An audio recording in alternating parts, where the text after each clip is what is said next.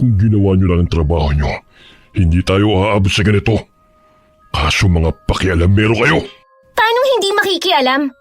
Kayo ang pumapatay para gamitin ang mga dugo ng mga biktima nyo sa paghalo ng simento. Kahit ilang balding dugo pa yan, matitibag pa rin ang tulay dahil mas marami pa ang kinurakot nyo imbis na pambili ng mga materyales. At sino ka para pagsabihin ako ng ganyan? Maya-maya ikaw naman ang isusunod kong papatayin para malaman mo kung sinong kinalaban nyo. Mga demonyo kayo! Kayo ang dapat na mamatay! Hindi ang mga inosenteng bata at naninirahan dito sa isla! Ang titigas kasi ng mga ulo nyo. Kaya may kalalagyan ng sino mang humahadlang sa mga plano namin. Hoy! Layuan mo sila! Hindi nga ako nagkamali na may ginagawa kayong masama. Naging sunod-sunuran ako sa lahat ng utos mo. Pero ang pumatay hindi maaari ipagpawalang bahala. Kampung ka ng kadiliman. Kaya ang dapat sa'yo parusahan. Akala mo ba'y mapipigilan mo kami? Ito lang ang tanging paraan para makatikim kami ng sariwang dugo at laman ng tao. Hindi lang yon. Kumikita pa kami ng malaking halaga sa porsyento na ibinibigay sa amin ng mga kontraktor namin. Wala naman silang pakialam sa mga tao. Kahit mamatay o maghirap, basta magkapera lang sila. Kaya kung ako sa'yo, manahimik ka na lang at tapalan mo ng pera yung mga mata at bibig mo. Kung gusto mong hindi madamay sa mga pakialamero ito. Hindi ako magiging katulad nyo na walang awa. Hindi ko sisirain ang pagkatao at dignidad ko para lang sa pera na hindi ko pinaghirapan. Kaya pagbabayaran nyo kasamaan yung to. Walang hiya ka! Ang braso ko! Hindi lang braso mong puputulin ko bilang kabayaran sa buhay ng mga taong pinatay nyo. Aray!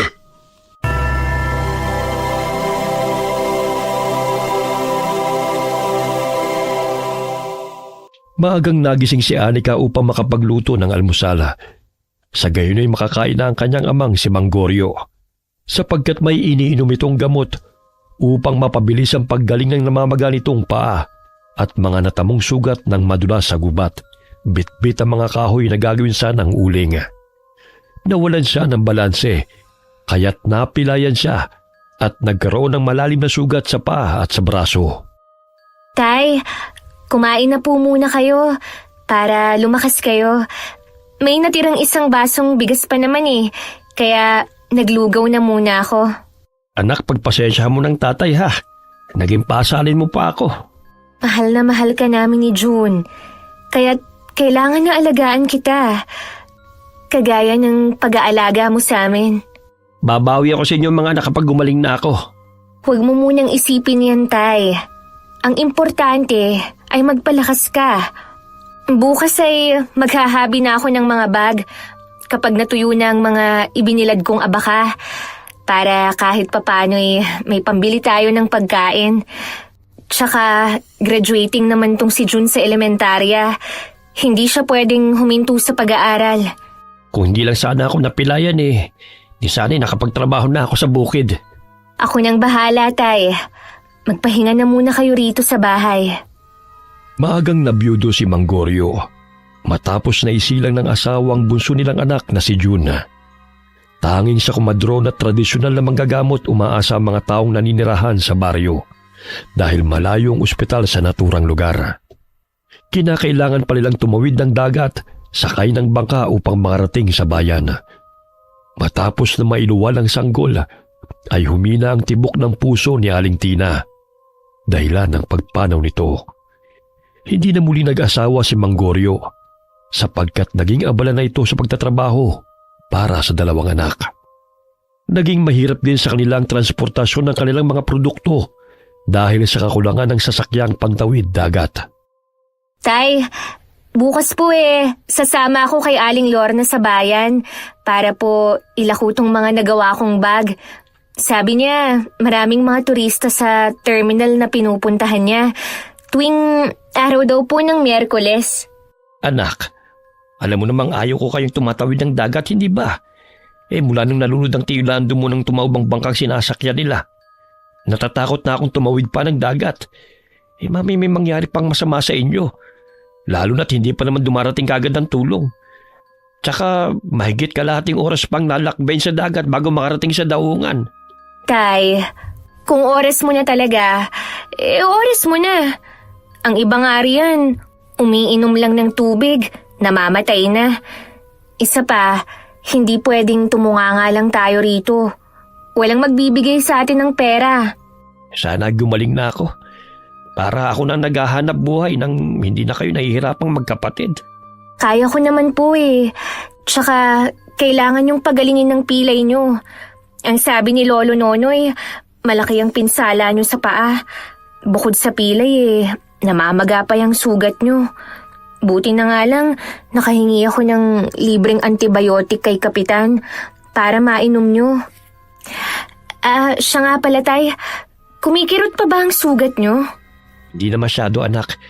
Mamaya maglaga ka ulit ang dahon ng bayabas para mabilis na maghilom ang sugat ko dahil yun ang pinanguhugas ko eh. Sige po.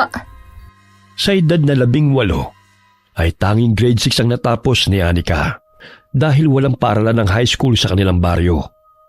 Wala rin silang sapat na pera upang makapagpatuloy siya sa pag-aaral kaya tumutulong na lamang siya sa kanyang ama sa paghahanap buhay. Ngunit hindi pa rin siya nawawalan ng pag-asa na makapag-aaral pa siyang muli. Sana naman maisipan ng gobyerno na makapagtayo ng tulay mula rito sa isla para naman hindi na tayo mahirapan pa. Yan din ang nilalakad ni Mayor upang mapadali na ang ating paglalakbay. Sadyang napag-iwanan na kasi tayo eh. Tsaka ilang beses nang may nalunod dahil sa pagoda. Bigla-bigla na lang kasi lumalakas ang hangin. Na siyang dahilan ng pagtaob ng mga bangka. Oo nga tay, para naman may tsansang makapag-aral ang mga kabataan dito sa baryo. Ni wala pang ang nakatapos ng high school dito eh. Uunahin pa ba ang pag-aaral kaysa pambili ng makakain? Ni hindi nga tayo maabutan ng tulong ng gobyerno dito eh. Imbis na tulungan ng mga katulad natin mga nasa lilayan ng lipunan, binubulsa nila ang mga pera na hindi naman dapat sa kanila mapunta. May klinika nga rito sa baryo natin, pero minsan lamang kung bumisita ang doktor. Kulang sa gamot at kasangkapan pang medisina. Nagsusumikap po ako na makapag-aral muli tay. Magtatrabaho muna ako sa ngayon. Dahil wala naman sa edad ang pag-aaral eh.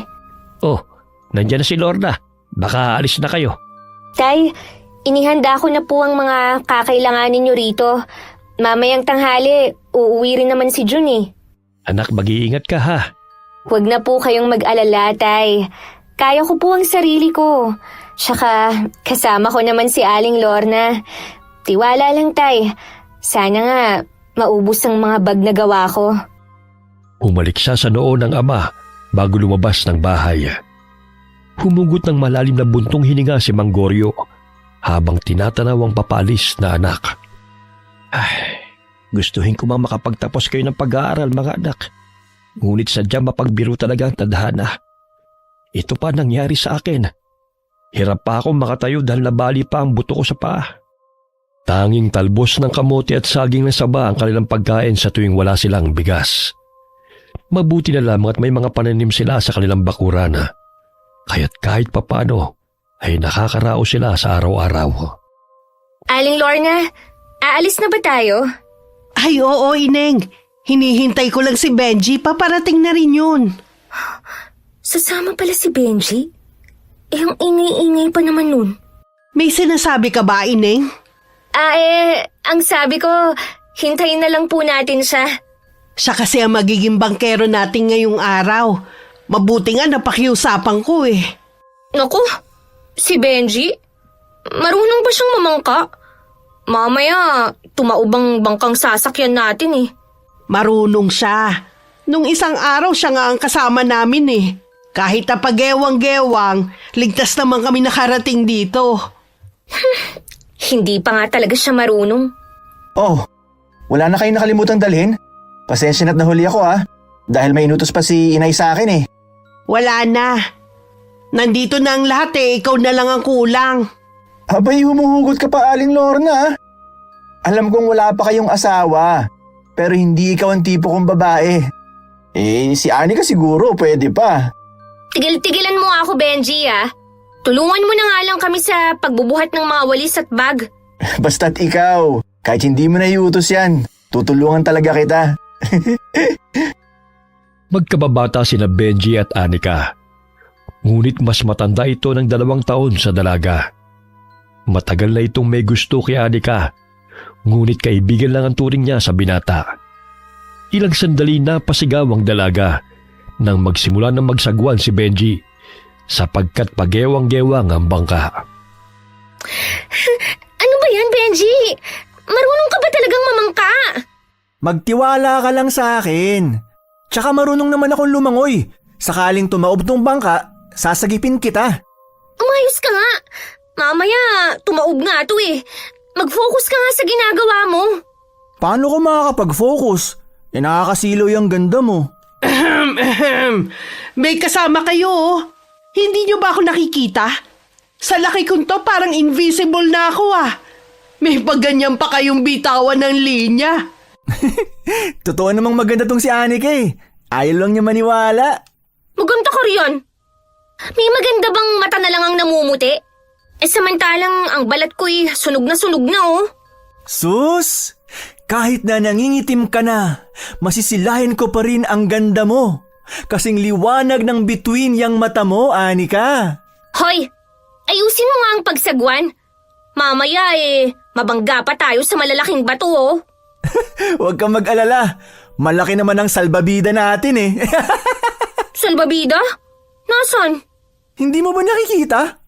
Ayan oh, si Aling Lorna. Loko-loko ka talagang bata ka. 8:00 na ng umaga dumating sina Anika sa daungan. Itinabi ni Benji sa pangpangang bangka at nagsimula na silang maglakad upang ilako ang kanilang panindang bag na gawa sa abaka at mga walis tambo. Pumunta tayo sa palengke. Maraming tao ngayon doon dahil araw ng Miyerkules. Sigurado ako maraming mamimili at natitiyak kong magugustuhan nila ang mga paninda mo, Anika. Ang gaganda pa naman ng disenyo ng bag na yan. Siyempre naman. Magandang gumawa eh. Ikaw kanina ka pa ha? Tara na nga. Buhatin mo na yung mga dala natin. Sus, hindi na mabiro. Alam nga naman si Aling Lorna ang sasabihin kong maganda. Halatang hindi naman. Hoy, ikaw, Benji! Nung kabataan ko, maganda rin ako, no? Kasing payat ako ni Anika. Maraming ang naglalaway sa alindog ko. Kung marami naglalaway, bakit di ka ba nakapag-asawa? Naging pihikan kasi ko. Wala akong natipuhan. Gusto ko kasi ng mayaman at gwapo. Pero wala naman talaga mayaman sa isla. Puro dukha. Di sana pumunta ka rito sa bayan para naman makabingwit ka ng mayaman na bulag. Bakit naman bulag pa? Para hindi makitang itsura ni Aling Lorna at hindi tumakbo. Hoy, grabe ka naman kay Aling Lorna. Mabait naman siya. Namumuro ka na talaga sa panlalait sa akin, ha? Mamaya hindi kita bayaran, sige ka. Nako, hindi pwede yan ha. Nagkandakuba na ako sa pagkarga sa mga walis at bag na binibenta nyo. Pues, tumahimik ka.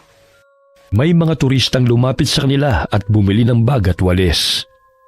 Napahanga si Anika dahil tila totoong manika ang kanyang kaharap. Maputi, matangos ang ilong at kulay asul ang mga balintataw. Grabe, ang ganda-ganda niya. Para siyang buhay na manika. Ay, oo nga. Nung kabataan ko, ganyan din ako ka-sexy eh. Huwag nga kayong managinip ng gising. Kung may kamukha man kayong manika noon, Aling Lorna, yun ay ang manika ng mangkukulam. Ni sa kalingkingan ng magandang babaeng yan walang-wala kayo. Siguro kalyo, pwede pa. Naku, paano ba yan, Aling Lorna?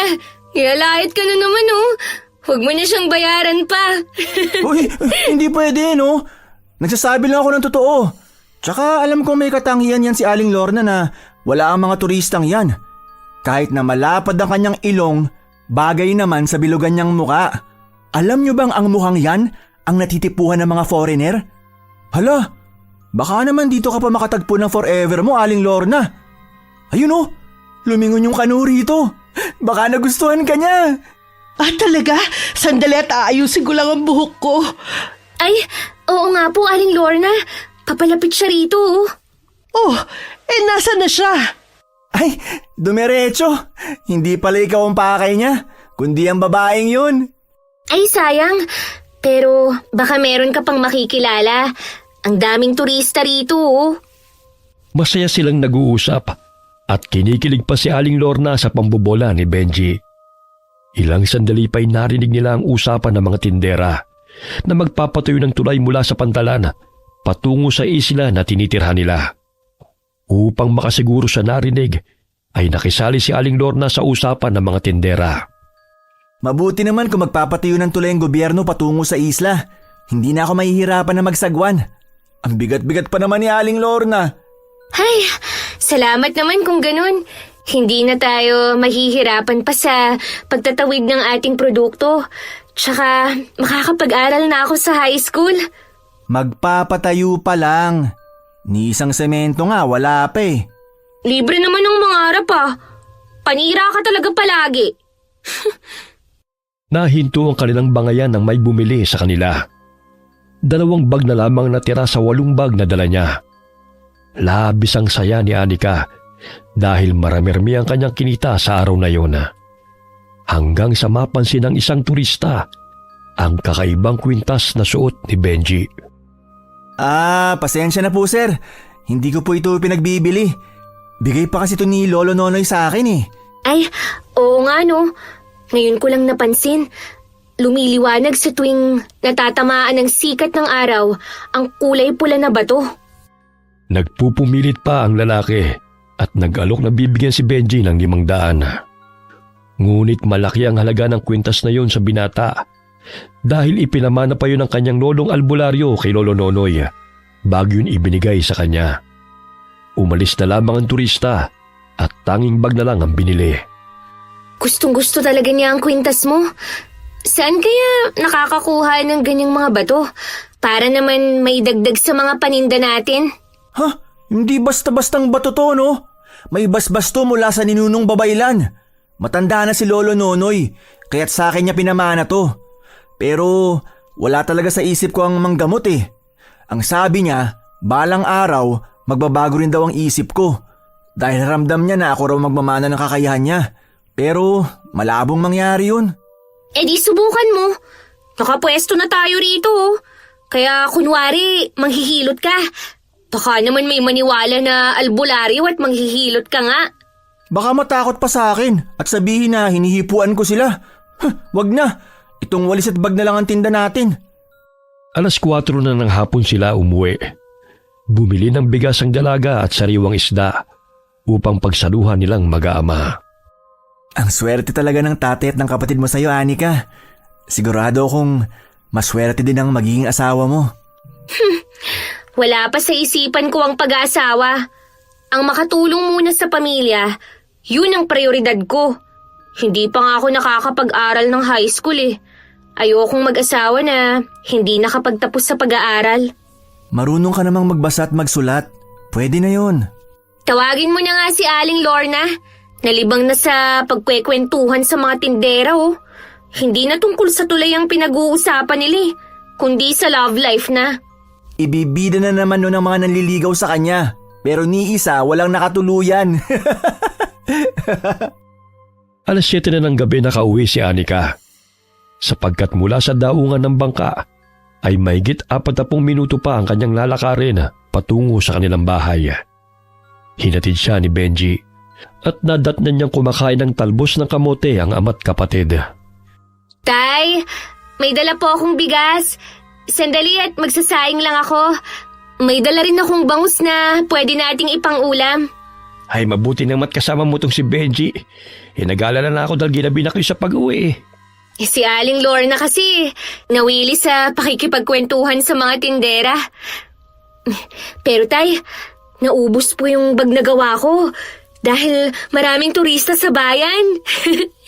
Tsaka, alam niyo po ba, narinig namin sa mga tindera na sa susunod na buwan na raw mag-uumpisang pagpapagawa ng tulay. Naku, pag nagkataon mapapadali na po ang pag-aangkat natin ng produkto sa bayan. Ay sana nga matuloy yan. Mang Goryo, aalis na po ako. Magandang gabi po. Benji, salamat sa paghatid mo kay Anika ha. Ay, walang anuman po. Sa susunod na araw naman, Anika, kita-kits tayo.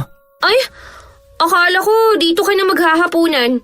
Hintayin mo na lang na maluto itong sinaing tsaka pritong bangus. Ay, hindi na. Sumasakit na ang tiyan ko sa dami ng kinain ko kanina eh. Parang magbabawas na nga ako eh. Ha? O sige na nga, umuwi ka na.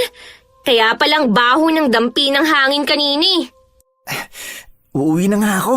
Ang sakit na ng tiyan ko eh. Hindi ko na talaga mapigilan. Natatawa pa si Anika habang tinatanaw palayo si Benji.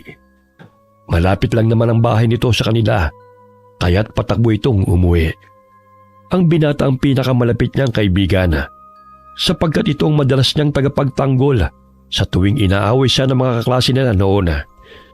Ngunit tanging kapatid lamang ang turing niya sa binata, kahit na alam niyang matagal na itong may gusto sa kanya. Anak, magpahinga ka na. Alam kong pagod ka eh. Inihahanda ko lang po itong mga abakang gagawin kong bag bukas, Tay. Hindi pa naman ako inaantok eh. Huwag mo masyadong bugbugin ang katawan mo sa trabaho. Mamaya magkasakit ka pa eh. Ayos lang naman po ako, Tay. Isa pa, nakaupo lang ako sa gilid ng kalsada buong araw. Si Benji po ang taga-bitbit tsaka taga-tawag ng mga mamimili. Mabuti na lamang tandyan si Benji. May taga-buhat kayo. Sadyang mabait na bata talaga yon. Loko-loko ka mo. Paano hindi sasakit ang tiyan niya eh? Walang tigil ang kadaldalan. Mula umaga hanggang makauwi kami, walang preno talaga ang bibig. Parang hindi na uubusan ang kwento. Kaya ayun, kinabag tuloy. Ayaw mo nun hindi ka aantukin. Kawawa nga si Aling Lorne. Madalas niyang napagtitripan. Mabuti na lang, hindi pikon dahil nabobola niya. Nakakatuwa talaga si Benji. Matapos mo rin anak, matulog ka na ha. Opo, Tay. Kinabukasan ay maagang gumising si Anika upang gumawa ng mga bag na gawa sa abaka. Tinutulungan rin siya ng kapatid niya upang marami-rami ang kanilang magagawa. Napadaan si Benji sa tapat ng kanilang bahay, kaya't napansin niyang magkapatid. Oh, Anika! Ang sipag ah! Ang aga mo naman. Saan ba ang punta mo ngayon? Mukhang nakabihis ka. Mag-a-apply kasi ako bilang construction worker. Dumaan kagabi ang pinsan kong si Miguel sa bahay. Ang sabi niya, naghahanap na daw ng mga trabahador sa gagawing tulay. Talaga? Baka pwede ako ron. Lalaki ang kailangan, hindi babae. Gumawa ka na lang ng bag dyan. Kaya ko namang magtrabaho ng gawaing panlalaki ah. Mas malakas pa nga ako sa'yong magbuhat ng mabibigat eh. Lalaki nga ang hinahanap. Ang kulit mo rin eh. O siya, baka mahuli pa ako. Hinihintay na ako ni Miguel. O sige. Mag-ingat ka ah. Tinatanaw ng dalaga ang kaibigan habang lumalakad palayo. Gusto niya magtrabaho dahil malaki-laki ang kanyang sasahurin kung sakaling matanggap siya sa construction. Kahit maging helper man lang, sapagkat sapat lang sa pambili ng pagkain ang kinikita niya sa paggawa ng baga. Lalaki ang kailangan. Pwede naman akong magpanggap na mukhang lalaki ah. Magpapagupit lang ako ng maikli at magdadamit panlalaki. O anak, si Benji ba yung kausap mo? Opo, Tay. Mag-a-apply sila ni Manuel bilang construction worker sa gagawing tulay. Nag-uumpisa nang maghanap ng mga trabahador. Sayang. Kung hindi lang sana ako baldado ngayon ay makakapagtrabaho pa ako roon. Huwag kang mag-alala, Tay. Gagawa ko ng paraan para matustusan ang pangangailangan natin. Kinahapunan, nakita ni Anika si Benji sa daan, kaya't dali-dali niyang pinuntahan ito upang tanungin kung nangangailangan pa ng mga trabahador. Benji, kumusta? Natanggap ka ba? Oo, 500 kada araw ang sasahurin. Sa wakas, makakahawak rin ako ng malaking halaga ng pera. Benji, tulungan mo naman ako. Ipasok mo ko ron. Kaya ko naman ang trabahong yun eh. Lalaki nga ang kailangan, hindi babae. Ang tigas talaga ng ulo mo. Sus, problema ba yun? Kaya ko namang maging lalaki. Marunong ka namang gumupit ng buhok. Oh, itong gunting. Gupitan mo na ako. Sige na. Nako. Paano kung mabisto tayo? Hindi naman nila malalaman kung wala kang pagsasabihan. Sige na, gupitan mo na kasi ako. para maging lalaki na ang itsura ko. Ay, pambihira ka talaga. Sige na nga. Wala nang nagawa si Benji kundi ang sundin na lamang ang pakiusap ni Anika sa kanya. Matapos niya itong gupitan ay tumawa pa siya dahil nanibago siya sa maikling buhok ng kababata. Ano ba yan, Anika? Hindi bagay sa iyong maikling buhok. Parang bagito na hindi makabasag pinggan. Siya! Basta, bukas na bukas. Samahan mo ako sa pinag-applyan mo Hindi naman nila malalaman na babae ako Marunong naman akong magpakalalaki. Kaya mo bang magbuhat ng semento? Baka naman lalamya-lamya ka. Gusto mo buhatin pa kita riyan Di hamak na mas malaki ang katawan ko kaysa sayo, no? Wala yan sa laki ng katawan, kundi sa lakas. Baka imbis na magtrabaho ka ikaw pa tong bubuhatin dahil nahimatay ka na. Lah, sanay ako sa trabaho, no? Baka nakakalimutan mong tumutulong ako sa pangunguling kay tatay. Kaya ko kayang buhatin ng isang sako. Oo na, naniniwala na ako. Bukas sasamahan na kita. Kailangan ko talaga ang trabahong to para naman maipagamot ko si tatay sa bayan. May pupuntahan ka pa ba? Wala na. Kinuha ko lang tong mga pinatuyo kong abaka sa burol kanina. Uuwi na rin naman ako Basta, bukas, maaga pa tayong aalis dito Oo na, tol.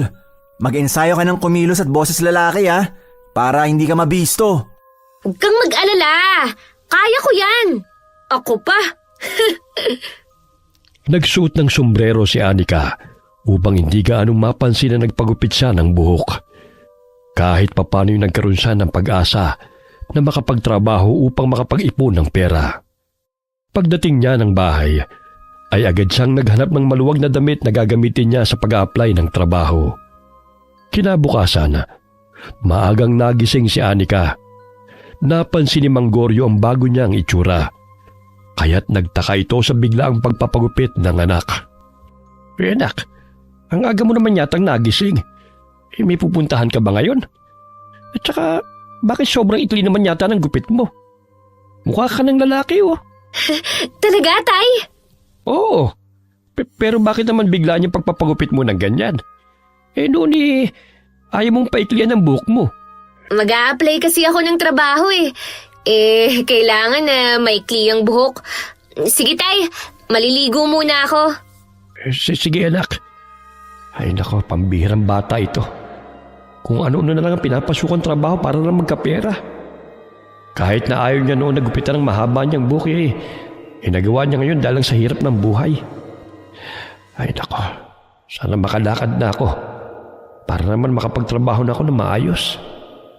Kahit papano yung natuto si Mang Goryo sa paghahabi ng sombrero na gawa sa abaka na nilalako ni Anika sa bayan. Ngunit naging matumal ang bentahan sa tuwing walang turista. Kaya't gano'n na lamang ang kagustuhan ng dalaga na makapagtrabaho sa pagpapagawa ng tulay sa isla. Tay, hihiramin ko muna ang lumang pantalon mo Ibabalik ko na lang mamaya pagka-uwi ko. Ano ba yung itsura mo, anak? Maging ang pananamit mo nagbago na. Ano ba nangyayari sa yung bata ka? Huwag kang mag-alala, tay. Babae pa rin ako.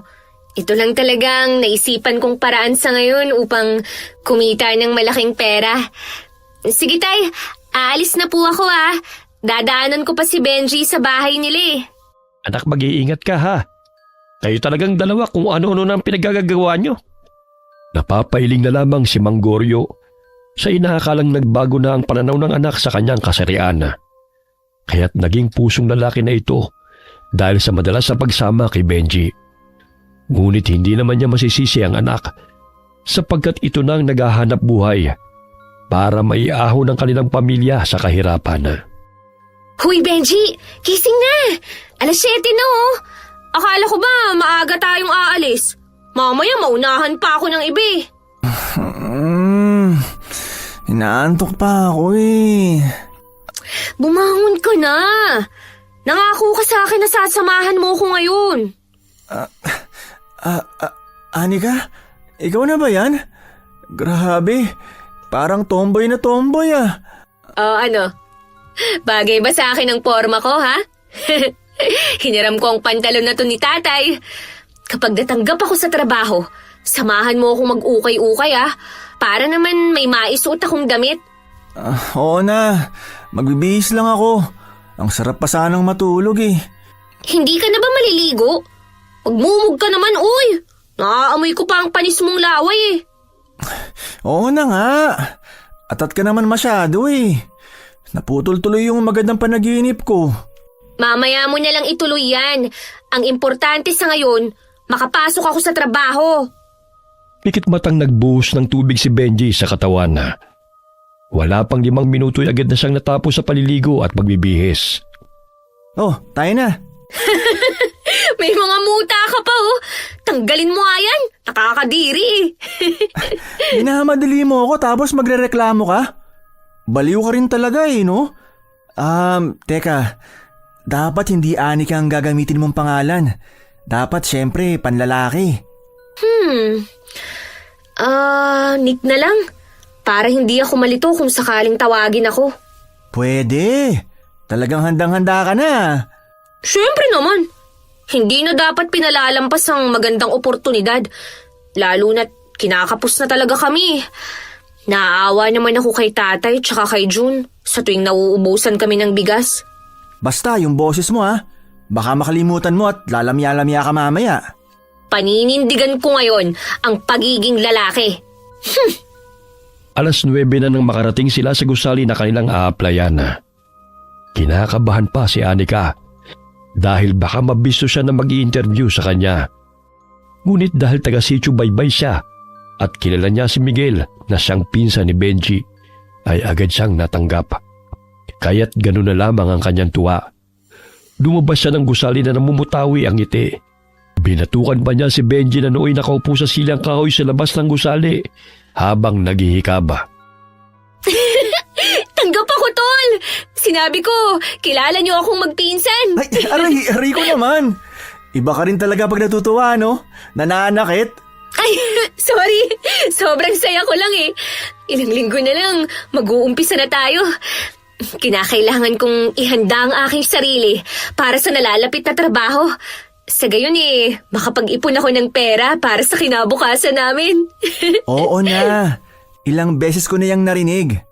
Oh, saan na tayo pupunta ngayon? Ay, samahan mo nga pala ako sa ukay-ukay. Para naman may maisusuot akong pantalon tsaka t-shirt.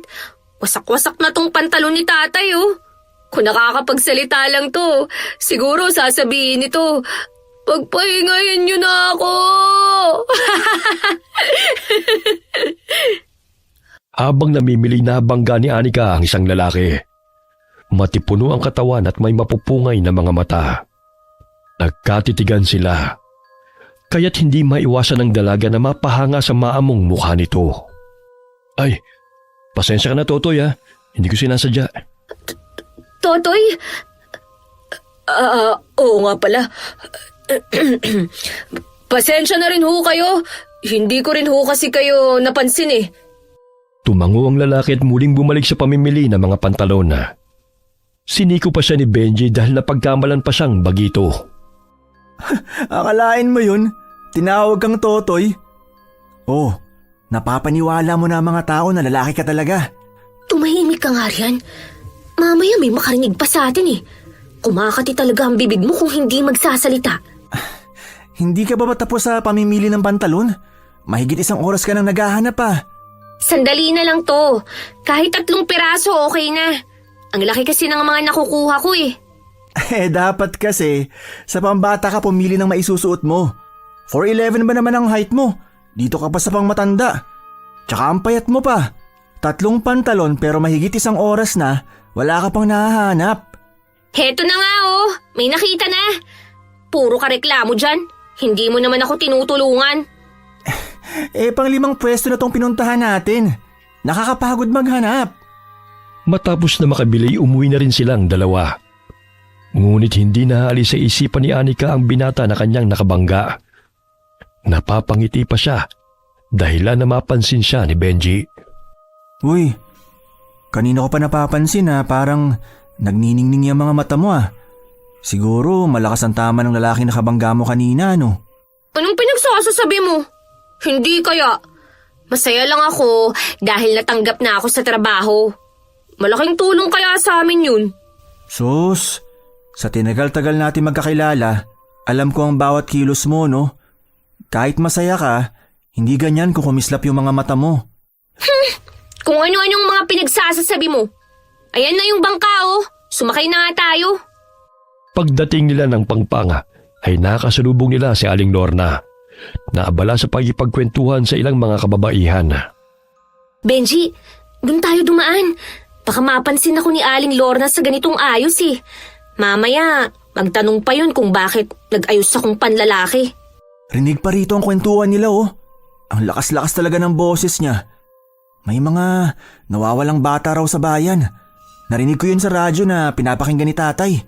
Ay nako, alam mo naman ang mga kabataan ngayon. Pinagsasabihan lang ng mga magulang ay naglalayas kagad. Karamihan, sumasali sa grupo para magnakaw. Katulad nung isang linggo, pinuntahan ako ng mga bata para hingian ng pera. Kalain mo yun, pinakitaan pa ako ng kutsilyo. Baka kung saan-saan na pumunta ang mga batang yun dahil pinaghahanap na ng mga pulis. Ay, oo nga no. Tara na, tumitingin na si Aling Lorna rito. Tinawag ng babae si Benji. Ngunit nagkunwari itong hindi narinig at dali-dali silang naglakad. Anika, bilisan mo. Nakita nga niya tayo. Takbo! Magsichismis lang naman yan eh. Ang dami na naman sigurong nasagap na balita. Sinabi mo pa, kaya nga nahawa ka na sa kadaldalan niya eh. Humahangos na nakarating sila sa bahay ni na Benji. Nagtatawanan pa silang dalawa ng dumiretso sa likod ng bahay. O siya, uuwi na ako ah. Salamat sa pagsama sa akin. Sabik na akong makapag-umpisa sa trabaho. Sus, baka wala pang isang araw eh, tumigil ka na agad dahil hindi mo makayanan yung trabaho. Hindi mangyayari yun no. Lahat kakayanin ko para sa pangarap at pamilya ko. Hindi ako pwedeng sumuko. Oo na. Sige na, umuwi ka na. Mamaya may makakita pa sa'yo rito sa ganyang ayos. Kahit na anong pangaasar ni Anika kay Benji, ay hindi pa rin siya iniwan ng kaibigan. Kaya't malaki ang pasasalamat niya sa binata sa lahat ng suporta nito sa kanya. Dumating ang araw ng pagsisimula sa paggawa sa tulay. May mga engineer at kontraktor na dumating sa isla upang suriin ang lugar. Hanggang sa magsimula na ang construction ng tulay. May mga kasamahan din silang trabahador na hindi taga-isla at sa ibang bayan pa nanggaling. Pamilyar ang lalaking yun ah. Siya yung nakabanggaan ko sa ukay-ukay. Oh, Anika, Nick, bakit nakatunganga ka riyan? Mamaya makita ka pa ng mga boss natin at patalsikin ka pa sa trabaho. Kailangan natin magpakitang gilas sa kanila. Nandito pa naman silang lahat. Heto na nga oh. Bubuhatin ko na ang simento. Naku, kaya mo ba talaga? Baka mamaya bigla ka sumuko. Umuwi ka, wala pang isang araw ha? Kaya ko nga. Tsaka ayusin mo ang tawag mo sa akin ah. Mamaya, malaman pa nila na hindi Magandang ako... umaga sa inyo. Ako pala si Derek. Ako nga pala si Ani... si Nick. At siya naman ang kaibigan kong si Benji. Namumukhang ko kayo. Ikaw nga rin eh. Parang ikaw yung nakabangga ako sa ukay-ukay. Ang liit lang ng mundo, no? Dito pa tayo nagkita uli. Ah, oo. Sa karatig bayan ako nakatira. Derek? Hindi ikaw palang foreman rito. Sinabi sa akin ng pinsan kong si Miguel. Sir, magkatrabaho na ho kami. Ito kasing si Nick eh. Nagtanong sa akin kung saan namin dadalhin yung mga semento. Alam mo na, naninibago lang sa trabahong to. No problem. Gusto ko lang makipagkilala sa inyo. Mas gwapo pala siya sa malapitan. Ang bango-bango niya. Uy, tol, tayo na. Mamaya, pagalitan pa tayo ni sir. Dali na natin tong mga semento doon. Ha? Sige. Pawis na pawis habang binubuhat ni Anika ang hinalong semento sa balde. Kahit mahirap man ang trabaho, ay tiniis ni Anika yun. Nakaagaw ng pansin ng mga engineer at kontraktor na naroon habang nag-uusap. Nakasuot ng sunglasses sa mga ito. Hey, Iba talaga kapag mataas ang pinag-aralan. Magtuturo lang ng gagawin at hindi na kailangang magbuhat ng mabibigat. Malaki pa ang sweldo. Hindi katulad sa mga laborer na lahat ng hirap at pagod ay dinaranas. Pero kakarampot na sahod lang ang natatanggap. Oh, parang malalim na naman yung iniisip mo ah. Kung pagod ka, magpahinga ka na muna. Hindi po, sir. Ayos lang po ako. Uminom lang po ako ng tubig. Tama yan, ang init pa naman ngayon. Maiba ako. Ang ganda pala ng lugar nyo rito, no? Payapat nakaka-relax ang tanawin. Siguro, sa mga dayo na katulad nyo, maganda ang isla. Ngunit para sa amin na taga rito, napakahirap ho ng buhay. Kaya't laking tulong sa amin ang pagpapagawa ng tulay patungo sa bayan. Ang init-init, ba't ayaw mo hubarin yung t-shirt mo? Ha? Ay, hindi na. Hindi ako sanay maghubad eh. Bakit naman? Puro lalaki naman tayo rito ah. Tignan mo, pawis na pawis ka na sa suit mong pantalon at t-shirt. Okay lang naman ako, sir. Hindi kasi ako sanay na naghuhubad sa maraming tao. Ay, sir, wag mo nang pahubarin yan. Nahihiya siya dahil ang daming peklat sa katawan eh. Mabuti nga gumaling ng mga galis niyan bago nakapagtrabaho rito eh. Galis? Hoy! Wala akong... Oo nga. Nakakahiya po ang mga peklat ko sa likod. O siya, ikaw nang bahala, Nick. Kung saan ka komportable. Nakakatuwa talaga kayong dalawa. Umalis sa kanilang kinaroroonan si Derek at pinuntahan ng ibang trabahadora. Napakamot-ulong natatawa si Benji sa itsura ni Anika na namumula at tagaktak ang pawis. Ay nako, ayan tuloy. Napansin ni Foreman ang suot mo. Ang laki-laki kasi ng t-shirt mo at pantalon eh. Pwede ka naman magdamit ng panlalaki, hindi nga lang ganyan. May extra jersey ako dun. Akin na nga yan. Hindi mo naman sinabi na pwedeng magsuot ng ganun dito eh. Dali-daling nagbihis si Anika at agad na bumalik sa trabaho. Pag-ewang-gewang pa siyang lumalakad habang binubuhat ang sako ng semento. Dahilan na natawang muli ang kaibigan. Oh, akala ko ba sanay ka sa pagbubuhat ng mabibigat? Parang hindi mo na kaya. Tumahimik ka nga. Siyempre naninibago pa ang katawan ko, no? Masasanay rin ako. Parang ang lakas-lakas mo eh. Hindi mo nga kayang buhatin ng mga sako ng buhangin kanina. Sus, yun lang? Sisiw lang sa akin yun, no? Binuhat nito ang sako ng semento. Ngunit nandilat ang mga mata ng binata nang dagdagan pa ng isang sako ni Anika ang nasa kanyang likuran. Ha? Aray! Pambihira ka naman, oh. Ang bigat na nga. Dinagdagan mo pa. Oh, ang sabi mo kaya mo. Paisa-isa lang. Ikaw naman, dinoble mo pa yung pasanin ko eh. Baka mag-overtime pa tayo, no? Kaya hinay-hinay lang. Baka bukas, lupay-pay ng katawan natin sa trabaho ngayong araw. Di ba nga, ikaw na nagsasabi na kailangan nating magpakitang gilas? Kaya mo na yung 2 sako ng simento. Ikaw pa? Aray! Lumagutok na yung buto ko. Loko-loko ka talaga. Kunin mo na yung isa sako. Ako, kaya mo na yan. Tumunog ang bela, udyat ng kanilang pananghalian. Dumating si Aling Lorna bitbit ang basket na naglalaman ng paninda nitong pagkain.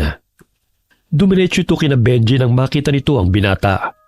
Kaya't dali-daling binalot ni Anika gamit ng damit ang kanyang mukha upang hindi siya makilala at mabisto ni Aling Lorna. Ngunit sadya itong magaling kumilatis ng tao kaya't nakilala niya si Anika. Hoy Anika, kahit na ipulupot mo pa yung damit mo sa mukha mo, nakikilala pa rin kita. Bakit ka nagtatrabaho rito? Hinaan mo nga yung boses mo, Aling Lorna. Ang ingay-ingay mo talaga. Aray! Tanggalin mo yung kurino sa bibigat ilong ko. Puro pa naman simento yan. Oo na, ako na to. Pero wag nyo namang lakasan ng boses nyo. Kailangan ko ang pera. Kaya pinasok ko ang trabahong to. Alam nyo namang hindi pa nakakalakad si tatay eh. Kaya ko naman ang trabaho dito sa construction. Kaya wala namang problema. Nikang pangalan ko rito. Kaya sikreto lang natin to ha. Ano bang tinitinda nyo dyan? Pautang nga muna. Utang ka dyan! Hindi pwede! Malulugi pa ako sa'yo! Wala pa kaming sahod. Kakaumpisa pa lang namin. Babayaran ka naman namin eh. Di ba, Tol? Oo nga, Aling Lorna. Sa ganda mong yun eh. Dapat nagpapautang ka. Alam mo bang ang gagwapo ng engineer at saka mga kontraktor na pumupunta rito? Irereto namin kayo sa kanila. Mabait na babae pa naman ang natitipuhan nila. Yun bang katulad mo? Talaga? Sige. O siya, sa katapusan nyo na lang ako bayaran. Basta ipakilala nyo ako sa mga boss nyo. Tumangutango ang dalawa at nagsimula ng mananghalian. Kumikending pa si Aling Lorna habang naglalakad patungo sa kinaroroonan ng ibang mga trabahador. Hanggang magkabanggaan sila ng foreman na si Derek. Nabitiwan ito ang basket kaya't dinampot niya ito. Gayon din ang pagkataranta ng lalaki nang damputin ang basket. Nahawakan nito ang kamay ni Lorna kaya't namula ito habang nakatitig kay Derek. Nakita mo ba yun, Anika?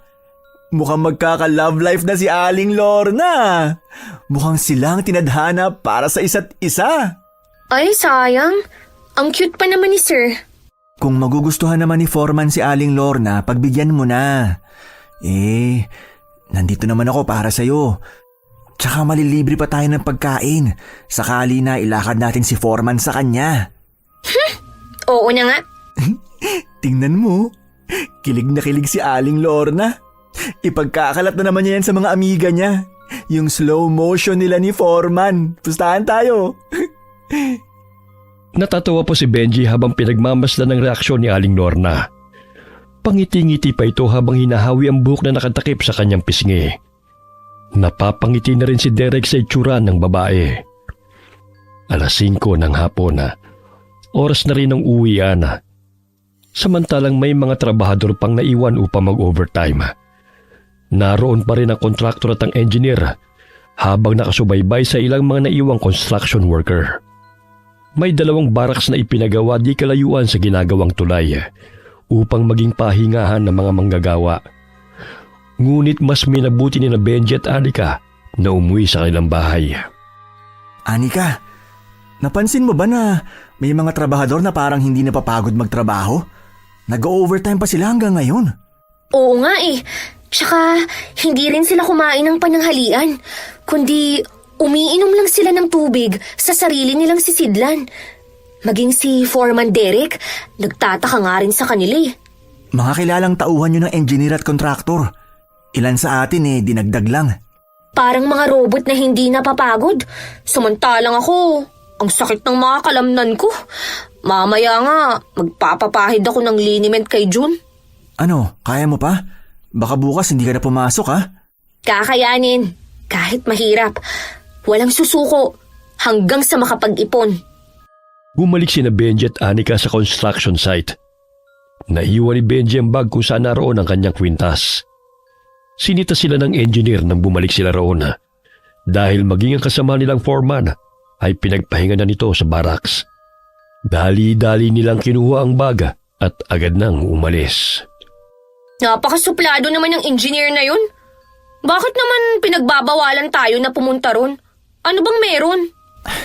Alam mo kanina, may napansin akong sisidlan na tanging mga tauhan lamang niyang dapat na kumuha. Para bang may kakaiba silang ginagawa. Maging sina Derek hindi makalapit kung hindi niya pinag-uutos.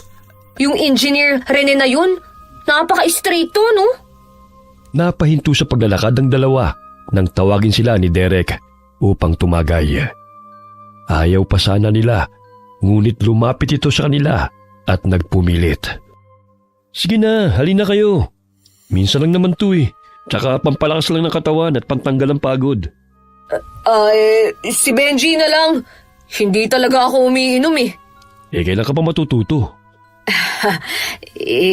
Sige na nga.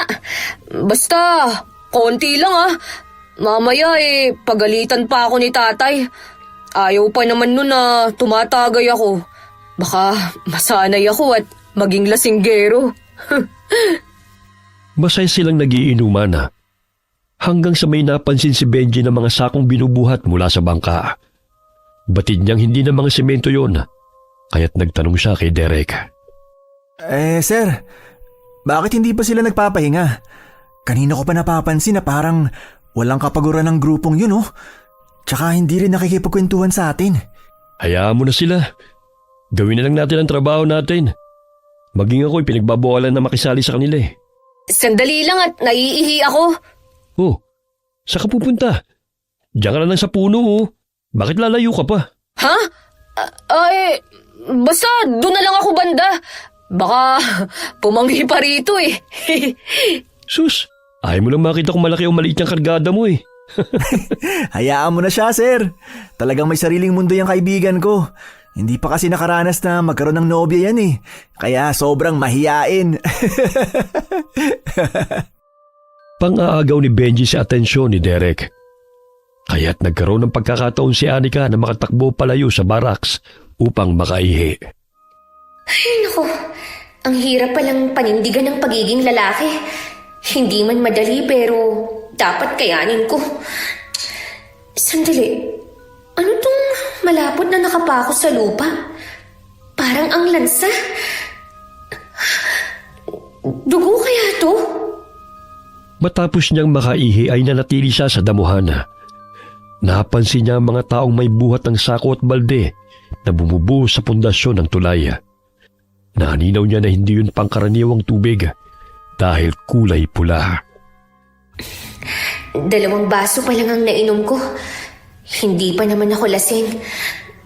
Parang may kakaibang ang ginagawang engineer na yun at ang mga tauhan niya. Bakit kaya ayaw niyang sumali kami sa trabaho nila? Tsaka mula pa kaninang umaga, hindi pa napapagod ang mga tao niya sa pagtatrabaho. Anong klaseng tao sila na walang kapaguran? Anika, Nick. Kanina ka pa dyan ah. Sinong pinagmamasdan mo dyan? Ha? Wala. Umuwi na tayo. Gusto ko na talagang magpahinga eh. Magpaalam na lang tayo kay Sir Derek. Bukas na lang natin ipagpatuloy ang pagtagay. O sige, inaantok na nga rin ako eh. Habang tumatagal ay paramihan ng parami ang nawawalang kabataan sa isla. Maging sa mga karatig bayan ay naging haka-haka ang pagpapagawa ng tulay ang siyang dahilan. Ngunit pilabulaanan yun ng mga kontraktor at engineer. Dahil ayon sa kanila, walang katotohanan ng ibinabot ng kwento ng mga tao. At ang mga sumasalungat sa proyekto ang isang nagpapakalat ng maling impormasyon tungkol sa kanila. Sa mahigit 1 buwan natin nagkatrabaho bilang laborer, wala naman tayong napapansin na pinapatay ng mga bata. Siguro kurakot meron pa. Baka meron nga silang ginagawa na hindi lang natin nalalaman.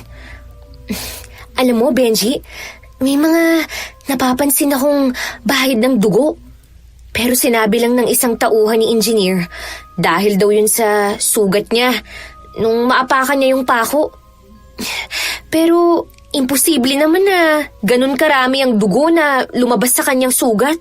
Gawin na lang natin ang trabaho natin kung ayaw nating mapaalis. Hindi ko na nga nakikita si Mitoy eh. Ilang araw na. Pero kahapon hinanap siya ng asawa niya. Hindi rin alam kung saan pumunta. Naku, baka naman ng babae. Pero kahit ganun yun umuwi pa rin yun sa kanila. Mag-iisang linggo na siyang hindi nagpapakita eh. Nung araw ng sahod, kasama pa natin siya. Oo nga. Pero yun ang huling araw na nakita ko siya. Habang nagbubuhat ng mga buhangin, ay napansin ni Benji ang punit-punit na damit sa gilid ng dalampasigan. Naalala niya na yun ang suot na damit ni Mitoy nang huli niya itong makita. Pasimple niya yung kinuha at napansin niya ang bahid ng dugo dito. Ngunit natigilan siya nang sitahin siya ng tauhan ni engineer at pinabalik kung saan siya nakatokang magtrabaho. Masama ang kutob ko. Parang may kinalaman nga sila sa pagkawala ni Mitoy.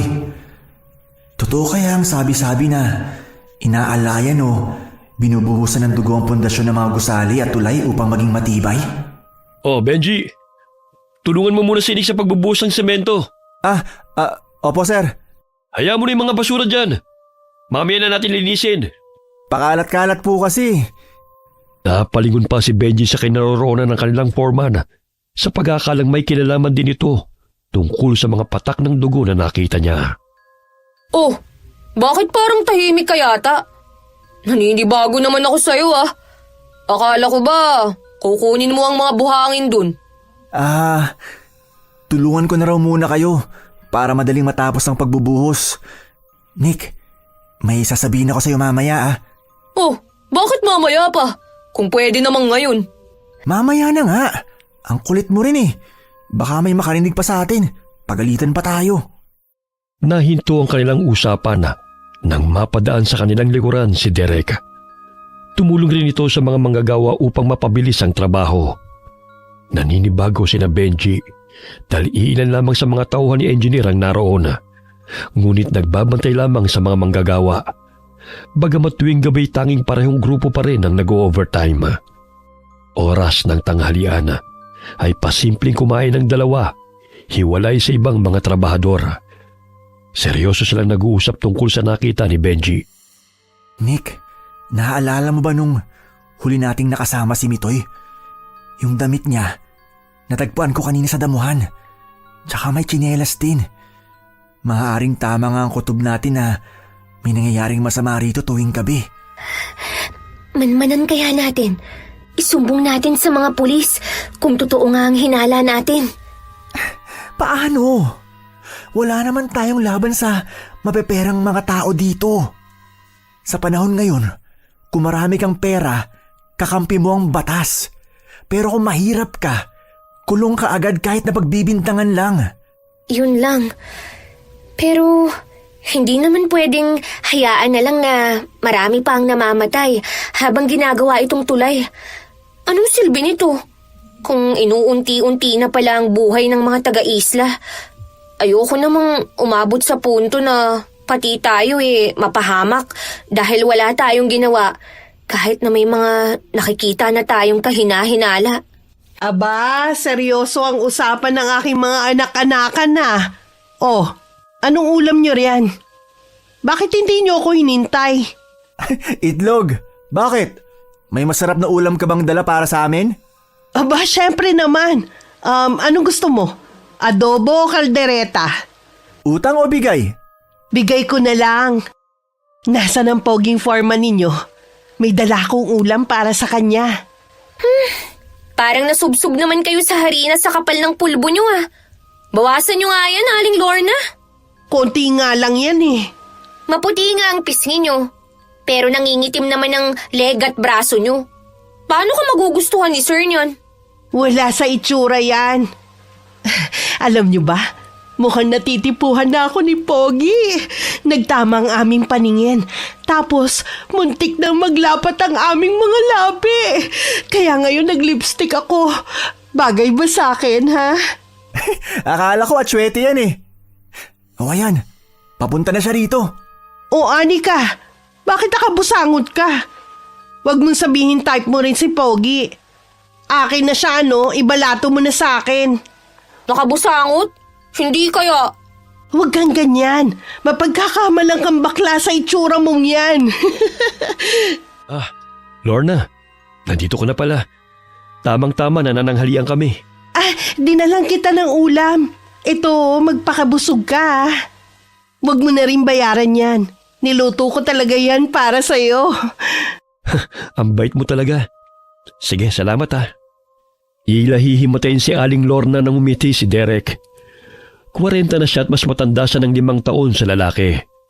Ngunit hindi siya nawawala ng pag-asa na may magkaagusto sa kanya. Ang pogi mo talaga, sir. Kamukha mo si Wawi de Guzman yung gumanap sa Esperanza. Pakiramdam ko tuloy ako si Esperanza. Esperanza? Baka naman Espasol. Mukha kasi kayong espasol sa kapal ng pulbo nyo eh. Tumahimik ka nga riyan, Benji. Nag-uusap pa kami ni sir eh. Muntik nang maibuga ni Anika ang ninunguyan nitong pagkain sa kalokohan ng kaibigan. Pigil ang kanyang tawa habang tinitignan ang mukha ni Aling Lorna na tila kinikilig na nakikipag-usap sa lalaki. Baka gusto mong sabayan kami sa pagkain. Hindi na. Busog na ako. Makita lang kita kumpleto na ang araw ko. Ilang sandali pa'y umalis na si Derek bitbit ang ibinigay nitong ulam. Tila batang patalon-talon pa ito sa harapan ng dalawa habang kinikilig. Ay hala, tumigil ka nga Aling Lorna. Mamaya lumindol pa rito. Oh. Hindi pa nga natatapos ang ginagawang tulay. Baka masira pa sa pinaggagawa mo. Ikaw kanina ka pa ha? Sinisira mo talagang araw ko eh. Bawiin ko pa yung ulam mo eh. Ay, hindi pwede. Alam mo bang sinabi ko kay Foreman na mabait ka at maalaga? Tamang-tama. Naghahanap yun ng jojowain. Talaga? Mabuti naman kung ganon. O sige, aalis na ako ah. May pupuntahan pa akong birthday eh. Ipagbalot mo na lang kami. Oo ba? Basta wag ninyong kalimutan ha. Ilakad niyo ako kay Pogi. Ay nako, ang lakas ng tama niya kay Sir Derek. Ngayon ko lang nakita na nag-lipstick yan eh. Aba, malay mo. Magkagusto nga si Sir Derek sa kanya. Mapagmahal, maalaga, at higit sa lahat, palagi pang busog kapag siya ang kasama. Kahit na tayo nga nililibre niya. Oo na. Sus, nagtatampo ka pa. Alam mo namang ayoko mapunta ka sa iba eh. Che, tumahimik ka nga. Hindi na malaya ng dalawa na pinagmamasdan sila ni Derek. Napapangiti pa ito dahil kung hindi sila parehong lalaki ay mapagkakamalan nitong magkarelasyon silang dalawa. Kinagabihan ay nagmanman sina Anika at Benji. Bagamat mahigpit na pinagbili ng kanilang engineer, ng mga tauhan lamang nito ang siyang magtatrabaho tuwing gabi at walang sino man ang maaaring makalapit sa kanila upang walang madisgrasya. Anika, sa palagay mo ba, alam ni Sir Derek na may masamang nangyayari dito? Kaya nga aalamin natin, di ba? Doon tayo banda sa mayayabong na damuhan. Walang makakakita sa atin doon. Ayun oh, may bangka na naman. 10:00 na ng gabi. Pero bakit kailangan pa nilang mamangka papunta rito sa isla? May mga dala silang sako.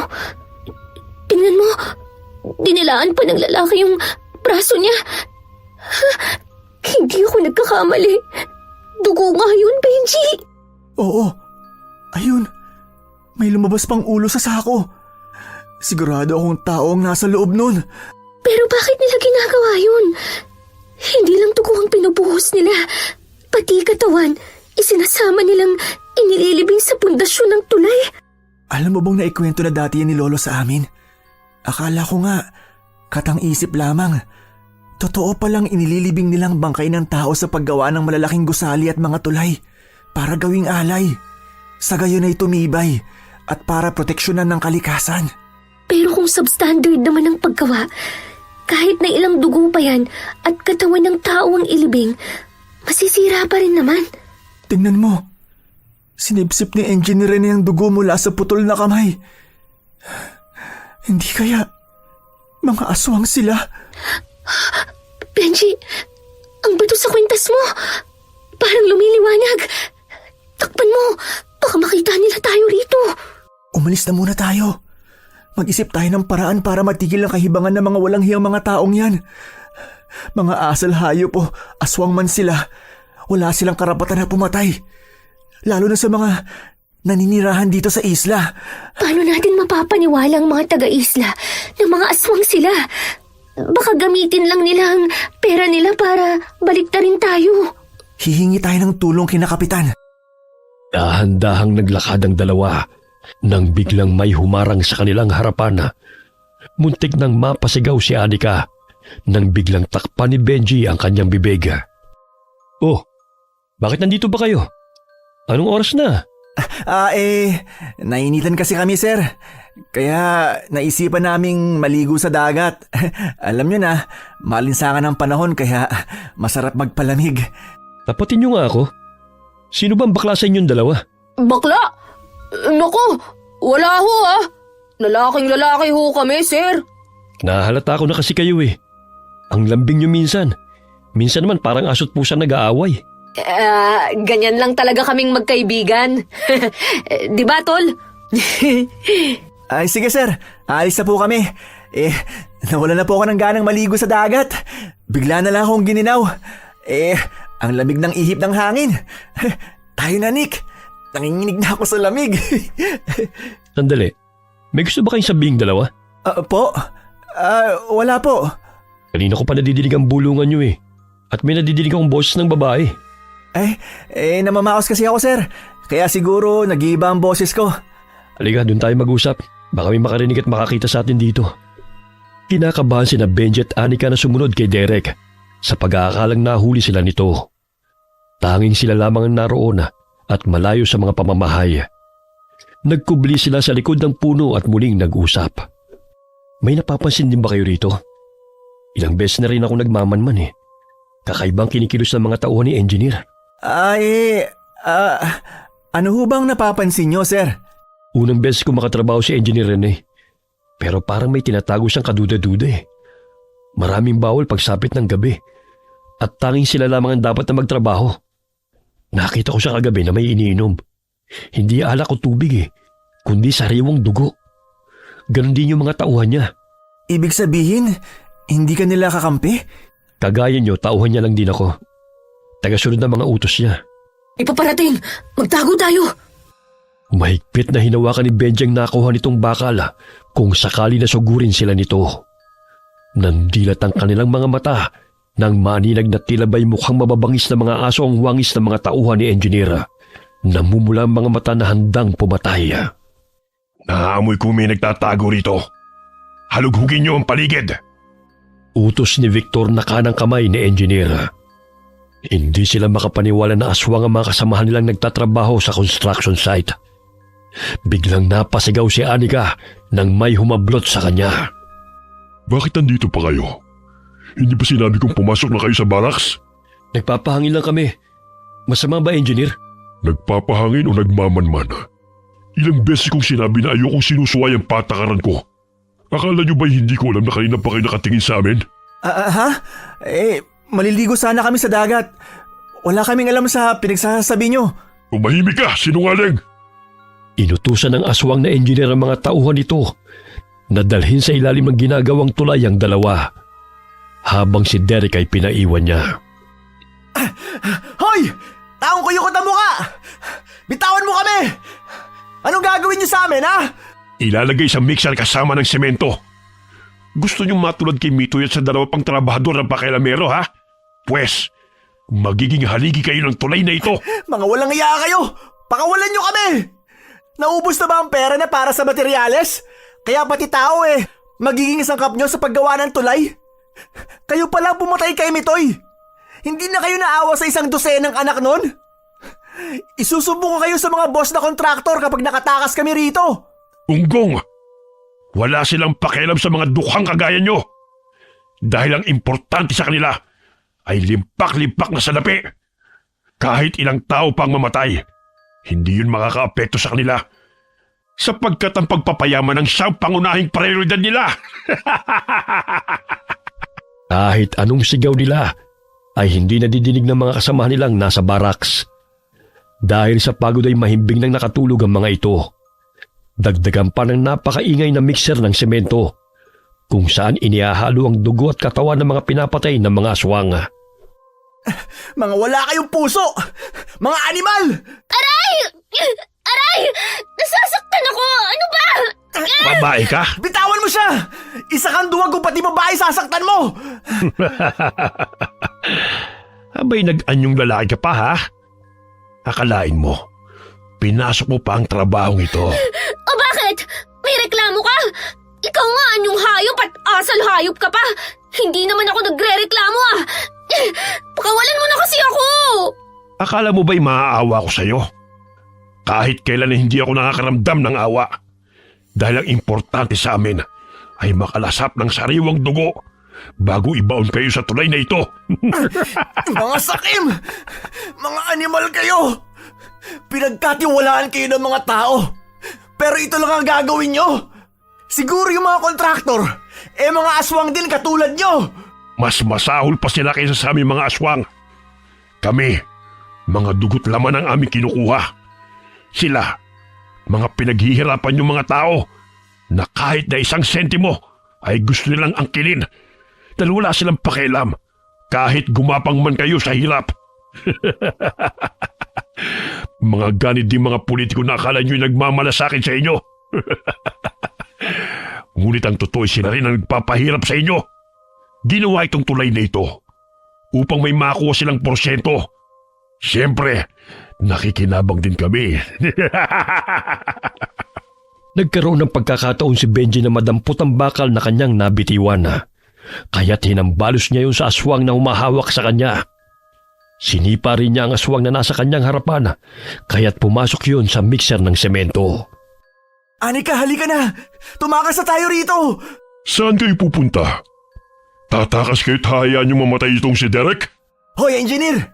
Hindi ka lang mukhang pera! Demonyo ka pa! Bitawan mo si Sir Derek! Dahil ikaw ang nababagay na isemento! Tumakas na kayo, Benji! Hayaan niyo na ako rito! Benji, tingnan mo! Ang bato sa kwintas mo! Parang lumiliwanag na naman! Tila ba'y kusang gumagalaw-galaw ang katawan ni Benji upang sugurin ang mga kalaban. Animoy sumasayaw siya habang nakikipaglaban sa mga aswang. Yun ay dahil sa tulong ng batong mutya ng rambutan. Anong nangyayari sa kanya? Parang nawawala na siya sa kanyang sarili. Sige, Benji! Sugurin mo sila! Para makita nila ang hinahanap nila! Anong tinutungangan nyo riyan? Patayin yung loko-lokong lalaking yan. Mapupurnada pa ang mga plano natin dahil sa mga pakialamerong to. Kumuha ng 2x2 si Anika at hinambalos yun si engineer na aswang. Kaya't nabitiwan ito si Derek na nooy may saksak sa tagiliran ng manlaban ito. Ha? Babae ka, Nick? Mamaya ko na po ipaliliwanag sa inyo, sir. Focus muna sa mga kalaban! Akala nyo ba'y makakatakas kayo rito, ha? Pwes nagkakamali kayo. Dahil sisimutin ko ang dugo nyo bago kayo ilibing. Ikaw nga ang dapat na ilibing at paikutin hanggang sa magsawa ka! Aray! Aray! Bitiwan mo pa ako, animal ka! Ang payat mo pero ang lakas mo! Tutulungan ko kayo. Hindi pwede makatakas sa mga walang hiyang aswang na yan. Perwisyo sila sa mga tao. Humingi ng tulong si Anika sa mga manggagawa na naroon sa barracks. Ganun na lamang ang pagkagulat ng mga ito nang makitang duguan na si Derek. Kailangan ko makatakas dito. Mga walang hiya! Tatakas ka pa talaga, ha? Bumalik ka rito! Dahil susunod kitang ipasok sa mixer ng semento, katulad ng mga tauhan mo! Nakita ng mga manggagawa na dumaan ang engineer na aswang sa barracks, kaya't sinundan nila ito upang tugisin. May mga kasamahan pa siya tumatakas! Kailangan sila mahuli bago pa sila makapanakit sa mga taga-isla! Nag-aalala ako kay na Tatay at June. Baka saktan sila ng mga aswang na yun. Sige na, hayaan niyo na ako rito. Kaya ko ng sarili ko. Malit na sugat lang naman tong natamo ko eh. Nandito naman po si Mang Ben. Hahabulin lang po namin ang mga nakatakas sa mga aswang. Tumango bilang tugon si Derek at kumaripas ng takbo sina Anika at Benji. Sa tulong ng mutya na tanga ng binata, ay itinuturo nito kung saan ang direksyon ng kalabang aswang. Kanya-kanyang kuha ng maaaring gawing sandata mga manggagawa upang tugisin ang aswang. Napadaan sila sa bahay ni Aling Lorna. Bumagsak pa ang bubong nito dahil tumalon doon ang isang aswang. Mabuti na lamang sa bandang sala yun, kaya't hindi siya nasaktan. Ay, ano ba yan? Ano nangyayari? Katapusan na ba ng mundo? Aling Lorna, pakiusap! Puntahan niyo si Sir Derek! May sugat po siya! Hinahabol namin ngayon ng mga aswang! Aswang? Sinaktan nila si Pogi! Sige, pupuntahan ko siya kaagad! Bakit may mga aswang? Saan naman nanggaling ang mga yun? Mamaya ko na ipaliliwanag! Basta puntahan niyo na siya! Natatarantang tinungo nito ang barracks habang tinatanaw ang mga manggagawang humahabol sa mga sinasabing aswang. Parang itinutulak ang mga paa ko banda doon. Ito na siguro ang sinasabi ni Lolo Nonoy na bisa ng mutya ng bato ng rambutan na binigay niya sa akin. Mga kasama, ayun ang engineer na aswang! Benji, mag-ingat ka! Ang lakas talaga ng loob mong kanabanin ako, payatot ka.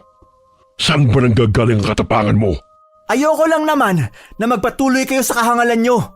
Habang kayo nagpapakasaya sa dugot laman ng mga tao, marami nagdudusang pamilya. Talagang wala kayong pakialam sa mga nararamdaman ng iba. Basta't maisagawa lang ninyo ang kagustuhan nyo. Sisiguruhin kong lahat kayo mananagot sa pangingialam niyong to. Papatayin ko kayo. Kagaya ng ginawa ko sa mga kasamahan ninyo. Kayo ang dapat na managot dahil labag sa karapatan pantaong ginawa nyo. Nayayamot na tinatanaw ni Anika ang kalaban, kaya't dumampot siya ng bato at inihagis yun sa nagsasalitang aswang. Sinong bumoto sa akin? Aray, sakit ang ilong ko. Ang dami mo pang sinasabi. Ang dapat sa'yo, patahimikin. Hiniling namin na magkaroon ng tulay sa isla patungo sa bayan. Ngunit kung ang kapalit nun ay maraming buhay ng tao, mas gugustuhin ko pang magtiis na sumakay sa bangka. Ginagamit niyo ang kahinaan ng mga tao para lang makapanlamang. Buwisit na tomboy ka! Hindi siya tomboy! Ang ganda-ganda kaya ng mahal ko! Sinugod ng aswang si Benji, ngunit matulin siyang nakailag. Dahilan na napasubsob ito sa damuhan. Nagkaroon ng pagkakataon si Anika na hampasin ng tubo ang ulo nito. Ngunit tila hindi man lamang ito natinag kahit nasugatan na. Grabe! Ang tibay ng bungo mo ah! Pero hindi ako titigil hanggat hindi ko nababasag ang ulo mo! Akala nyo talaga basta-basta nyo lang ako mapapatay? Kahit anong gawin nyo, hindi nyo ako matatalo. May lahi ka bang immortal? Kung hindi ka man namin mapapatay, ihalo ka na rin namin sa semento para mas tumibay ang tulay na gawa nyo. May ribulto mo pang isang magaling at mapanlinlang na engineer. Muli itong tumayo at hinila ang paa ni Anika. Dahilan na mabuwal ito sa kanyang kinatatayuan. Patuloy na inahambalos ng dalaga ang ulo nito. Ngunit tila ba'y hindi ito nakakaramdam ng sakit. Bitawan mo siya! Tigas-tigas ng bungo mo ah! Etong sa'yo! Leg ko! Hindi ka mamamatay sa paghahampas. Sigurado ako na mamamatay ka kung puputulin ko yung ulo mo. May nakuhang palakol si Benji mula sa labas ng bahay na kanilang nadaanan. Kaya't paulit-ulit niyang tinaga ang leg ng engineer na aswang hanggang sa maputol niya ito. Gumulong-gulong pa sa lupa ang ulo nito na nooy kumukurap-kurap pa ang mga mata. Benji, tingnan mo oh! Hindi pa siya namamatay! Lumalakad pa ang katawan niya! Anong klaseng aswang kaya sila? Natatakot ako na makabalikan nila tayo! Hindi natin hayaan na makatakas ang mga aswang na yan. Ngayong alam na ng mga taon tukol sa kanila, malalabanan na natin sila dahil marami na tayo. Benji! Papalapit ang katawan niya rito! Wala kang kapaguran na aswang ka ha? Wala ka na nga ulo, mananakit ka pa! Gamit ang palakol ay tinabas ni Benji ang mga binti nito hanggang sa lumuhod ito sa lupa. Muli niyang inundayan ng saksak ang katawan ng aswang hanggang sa tuluyan na itong nangisaya at tumigil na sa paggalaw. Ay, napaka-energetic nilang uri ng mga aswang. Ay naku, paano na tayo nito? Wala na tayong trabaho bukas. Lalo na't alam na ni Sir Derek na babae ako. Huwag mo na munang isipin yan. Kailangan pa nating hanapin ang mga aswang na tauhan nitong engineer na to. Ayun si Namang Filimon. May nahuli sila. Tara, puntahan natin. Aray! Tama na yung tanda. Parang mabubutos ang tiyan ko sa ginagawa mo. Galit na galit si Mang Filemon dahil ilang linggo na rin nawawala ang kanyang apo. Hanggang ngayon hindi pa natatagpuan. Sigurado akong isa siya sa biktima ng mga aswang. Kaya hindi na sila kailangan pang kaawaan dahil sa dami ng buhay na pinatay nila. Aray! Tulong mga kasama! Mukhang mahina ang isang aswang na yan. Hindi kagaya ng engineer na makunat. Baka kulang pa ang dugong na inom niya, kaya mahina siya. Sandali. Parang tinuturo ng mutya na pumunta tayo ron. Ang dilim-dilim na ron, Benji. Ako na pupunta doon. Dito ka lang. Sasamahan na kita. Baka mapano ka pa eh. Dahan-dahang lumakad doon sina Anika at Benji. Nadidinig nila na may humahangos na nagkukubli sa talahibana. Hinawi ni Benji mga dahon na tumambad sa kanyang paningin ang aswang na napalukip-kip sa mga talahib. Pakiusap, maawa kayo. May pamilya rin ako naghihintay sa akin. Nagmamakaawa ako. Hindi ako masamang katulad nila. Benji, siya si Marlo. Yung tumutulong sa atin na tauhan ni Engineer. Pakiusap, tulungan niyo ako. Hindi ko kayang pumatay. Hindi ko sukat akalain na aabot sa ganitong trabaho namin. Hindi pa ako nakakain o nakainom ng dugo ng tao. Pinsan ko si Victor na kanang kamay ni Engineer. Huli ko na nalaman na pumapatay sila. Gusto kong tumakas. Pero sinabi sa akin ni Victor na kung tatakas o magsusumbong ako, ay papatay nila ako ng pamilya ko. Kaya ginawa nila akong aswang. Pakiusap, tulungan niyo akong matanggal ang ipinula nila sa katawan ko. Ayoko maging demonyo katulad nila. Nagsasabi ka ba ng totoo? Baka naman niloloko mo lang kami para hindi ka namin patayin. Nagsasabi ako ng totoo. Maniwala kayo sa akin. Hindi siya nagsisinungaling. Ayon na rin sa binubulong ng Mutyang Gabay. Kailangan niya ng tulong natin. Doon tayo dumaan para hindi tayo makita ng mga tao. Kailangan na magamot siya ni Lolo Nonoy bago mahuli ang lahat. Nasugatan sa paa ang aswang na kanilang tinulungan dahil naapakan nito ang nakausling pako nang biglang may humarang sa kanilang daraanan. Saan kayo pupunta? Abay kumampingan na sa mga taong yan, Marlo. Samantalang mas giginhawa ang buhay ng pamilya mo kung sinunod mo lang mga sinasabi ko sa'yo. Ayoko maging masama katulad nyo. Umalis ka na rito. Hayaan mo ng mga batang ito, Victor. Katulad natin, nagtatrabaho sila upang mabuhay. Hindi makatarungan ng pagpatay nyo sa mga inosenteng tao. Kahit anong gawin mo, isa ka ng aswang at hindi na magbabago yon. Papatayin ka rin ng mga tao kapag nalaman nilang isa kang kalaban. Hoy! Ikaw na kupal ka! Unang araw pa lang ng trabaho, kumukulo na talaga ang dugo ko sa'yo eh. Nararamdaman ko na talagang wala kang gagawing tama. O bakit? Anong gagawin mo sa akin? Papatayin lang naman kita, katulad ng engineer na makunat. Hindi pa kayo nakukontento sa pangungurakot. Pumatay pa kayo. Inilabas ng aswang ang mahaba nitong dila upang sugurin si Benji. Ngunit binato siya ng tubo ni Anika. Dahilan na tamaan ito sa pisngi. Nadagdagan ang galit nito. Kaya imbis ng binatang sugurin, ay si Anika ang tutusukin nito ng mahaba at matulis nitong dila. Ngunit humarang sa harapan ng dalagang aswang na kanilang tinulungan. Kaya't sa tiyan nito tumusok ang matalim na dila ng kalabang aswang. Umalis na kayo, Benji. Ako nang bahala kay Victor. Hindi ka namin pababayaan, Marlo. Labahe ka! Pati pinsan mo! Gusto mong patayin, Victor! Kayo may kasalanan ng lahat kung bakit umabot sa ganito. Papatayin ko pati pamilya nyo. At hindi ako titigil hanggat hindi ko kayo nauubos sa islang ito. Yun ay kung papayagan ka namin na makaalis pa rito sa isla. Inulungan ng mabait na aswang ang magkaibigan upang kalabanin ang aswang na si Victor. Hinawakan nito ang dila ng kalabang aswang upang hindi na makatakas. Benji! Hatawin mo na siya ng palakol habang hinihila ni Marlo ang dila niya! Eto na nga oh. Makunat rin to. Katulad ni engineer. Tuloy mo lang! Hanggang sa maputol ang katawan niya! Tumigil ka, payatot! Nandidilat pa ang mga mata ng kalabang aswang dahil mahigpit na hinihila ng kapwa nito aswang ang kanyang dila habang paulit-ulit na binabaw ng matalim na palakol sa kanyang binti.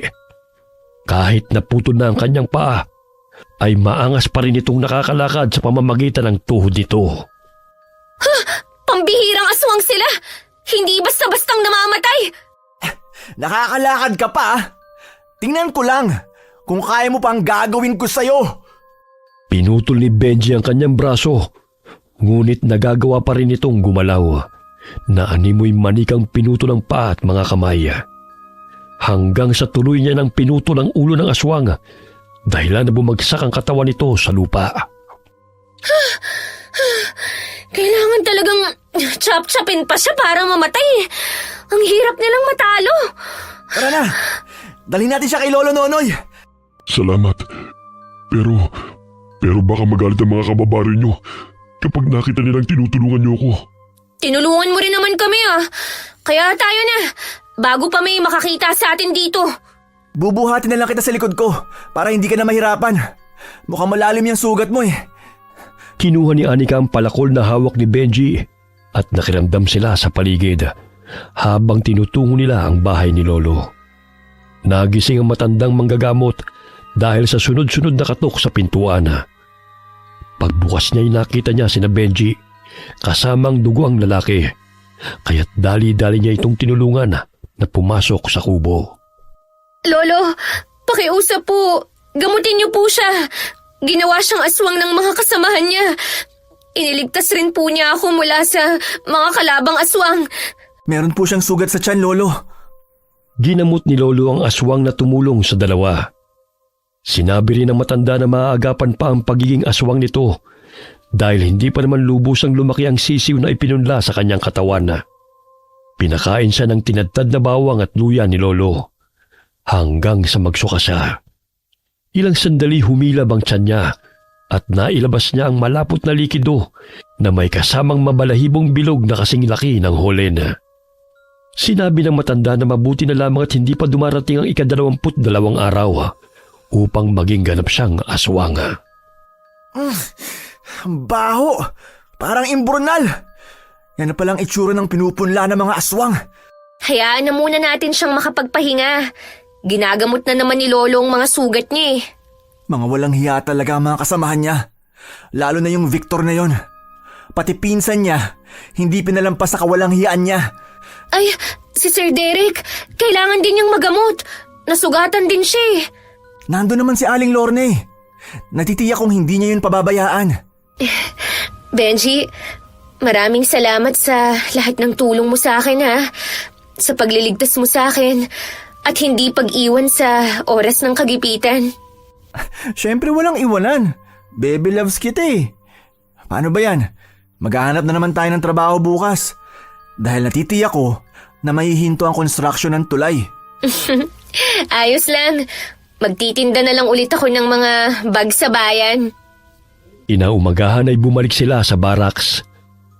Nadaanan nila ang mga nag-uumpukang mga tao dahil nahuli ng mga taga-isla mga aswang.